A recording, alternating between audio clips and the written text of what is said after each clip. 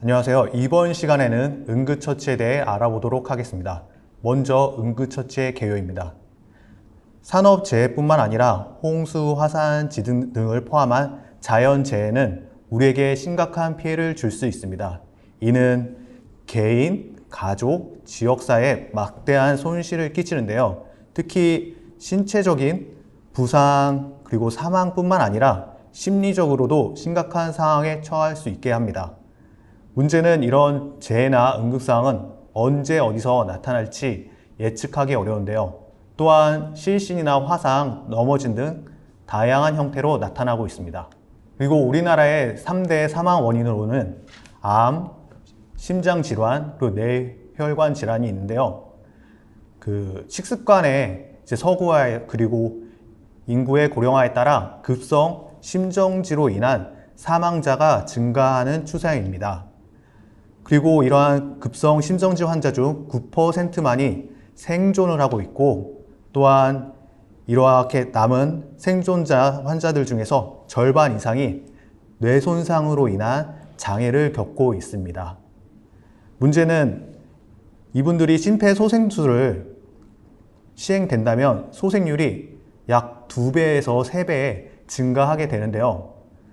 이러한 심폐소생술을 받는 경우가 10%에서 28%에 불과하다고 합니다. 다음은 응급처치의 정의입니다.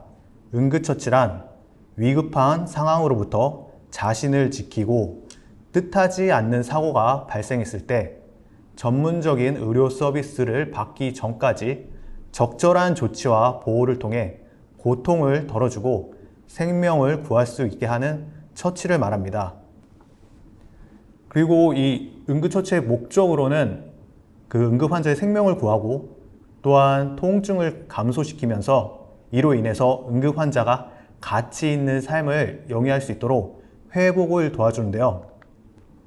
법적으로는 응급의료에 관한 법률 제5조에서 국민에게 2가지 의무를 부과하고 있습니다.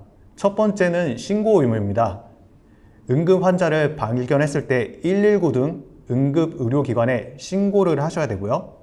또 협조 의무로 응급의료를 위한 필요한 협조를 요청한 경우에는 이에 적극적인 협조를 하셔야 합니다. 그러면 이런 국민이 이런 신고와 협조하는 방법을 알아야 하는데, 이를 위해서 응급의료에 관한 법률 제4조에서는 국가 및 지방자치단체는 국민에게 어떻게 신고해야 할지 또 어떻게 협조해야 될지 교육하고 홍보해야 한다고 명시하고 있습니다. 이 QR코드를 통해서 어떻게 응급처치를 잘 할 수 있는지, 잘하는 사람은 어떻게 대응하는지 확인하실 수 있습니다. 이제 응급처치를 하기 전에 여러분들께서 알아두셔야 할 사항이 있는데, 첫 번째로 응급 환자에게 동의를 구하셔야 합니다. 동의를 구하기 위해서는 자신이 누구인지, 또 어떠한 교육을 받았는지, 그리고 어떻게 도울 수 있는지 먼저 알려주셔야 하고요. 만약에 이 응급 환자가 동의를 거부한다면은 절대 처치를 하시지 않으셔야 합니다. 동의 없이 신체 접촉을 하는 행위는 위법이 되고 경우에 따라서는 소송에 휘말릴 수 있기 때문입니다. 동의는 크게 명시적 동의와 묵시적 동의가 있는데요. 이제 의식이 있는 환자의 경우, 또한 환자가 미성년자라면 부모나 보호자로부터 동의를 받으셔야 합니다. 만약 부모나 보호자가 동의하지 않는다면 이 경우에도 처치는 하지 마시고 119에 신고 후 대기하셔야 합니다. 그리고 만약 환자가 의식이 명료하거나 판단을 할 수 없는 경우라면, 그리고 신체적 손상이 너무 심각해서 동의를 할 수 없는 경우에는 묵시적 동의로 간주하고 응급처치를 실시하셔야 합니다. 또 만약 환자가 미성전하면서 현재 상황이 위급한 상황인데 그 응급 환자의 부모나 보호자가 없는 경우에는 무시적 동의로 간주하고 응급처치를 시행하셔도 괜찮습니다. 왜냐하면 응급의료에 관한 법률 제5조 2에서는 그 선의의 응급의료에 관한 면책이 되어 있는데요.